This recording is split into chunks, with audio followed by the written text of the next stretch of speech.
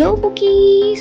তো আজকে আমরা বানাতে চলেছি মাশরুম হাউস, তাও আবার পুরনো বাল্ব দিয়ে, একদম ইজিভাবে। Let's go. এর জন্য আমাদের লাগবে একটা পুরনো বাল্ব আর কাগজ।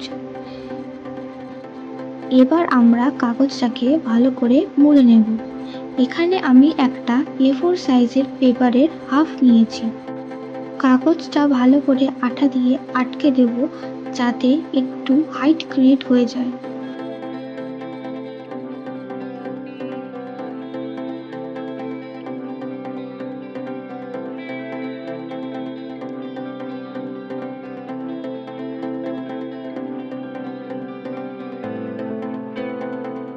এবার আমি লাল রং করব। তো রং করার সময় এখানে আমার একটা অসুবিধা হচ্ছিল, যেহেতু এটা আঠা দিয়ে আটকানো, নড়ছিল বারবার জিনিসটা। তো আমার মনে হয়েছে যে যদি এটা আগে রং করা যেত তাহলে এই প্রবলেমটা হয়তো হতো না। আমার এখানে মনে হলো যে এই দুটো কালার যদি আমি মিশাই তাহলে একটা সুন্দর কালার আসবে, তো তাই আমি করলাম। তোমরা তোমাদের ইচ্ছে মতন যে কোনো কালার এখানে নিতে পারো, এরকম কোনো ব্যাপার নেই যে এটাই নিতে হবে। রং করার আগে অবশ্যই বাল্বের গায়ে এরকম একটা স্টিকার টাইপের থাকে, এটা অবশ্যই তুলে নেবে। এবার প্রবলেম হলো যে হাতে রং লেগে যাচ্ছে, যেহেতু আগে থেকে রং করা ছিল না তাই প্রবলেমটা হচ্ছে।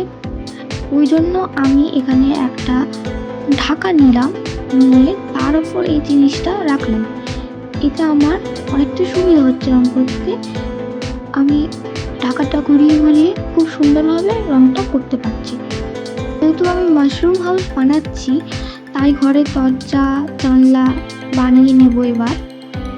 তো এখানে আমার একটা প্রবলেম হয়েছে যে আমি এই যে রংটা এটা শুকোয়নি, এর উপরই আমি দরজা জানলা এইগুলো আঁকতে শুরু করে দিয়েছি। তাতে কি হচ্ছে, ঘেঁটে যাচ্ছে ব্যাপারটা। তো তোমরা এটা করো না, তোমরা আগে অবশ্যই শুকিয়ে নিও ভালো করে রংটা, তারপর যেটা তোমরা করতে চাও সেরকম ডিজাইন করো। এমন কোনো মানে নেই যে এই ঘরে দরজা জানলা করতে হবে। তোমরা ফুল পাতা যা ইচ্ছে, যেমন ইচ্ছে করতে পারো। ইনফ্যাক্ট তোমরা স্টোন দিয়ে সাজাতে পারো।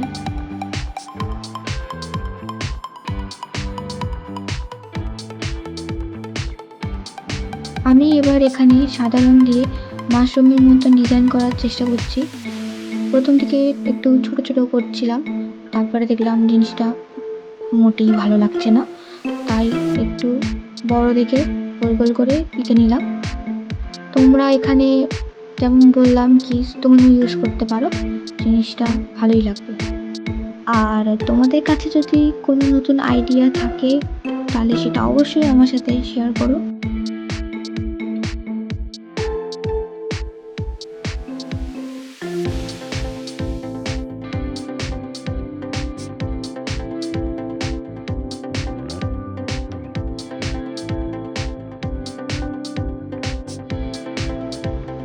এবার ওই দরজা জানলাগুলো কালো রং দিয়ে একটু বর্ডার করে দিলাম, যাতে দেখতে সুন্দর লাগে।